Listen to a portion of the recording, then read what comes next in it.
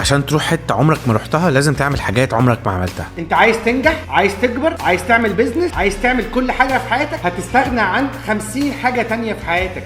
عشان تحقق اهداف عمرك ما فكرت فيها لازم اصلا تحلم بيها، لازم اصلا تجري عليها، لازم اصلا تعمل خطوات تجاه الاهداف دي عمرك ما فكرت انك تعملها. في بيزنس وفي احلام مفيش صحاب، في بيزنس وفي احلام مفيش علاقات، في بيزنس وفي احلام مفيش حياه. والخطوات دي لازم تكون خطوات صعبة وما تقدرش عليها ومجهدة ومزعجة وتضايقك نفسيا وتضايقك ماديا وتخسر فلوس وتجهدك بدنيا. انا جاي لك من المستقبل واقول لك عشان تروح لبيزنس حلو واحلام حلوه لازم تستغنى عن كل حاجه في حياتك، كل حاجه في حياتك تانية، وتبقى كوميتد بس بالبيزنس والاحلام بتاعتك.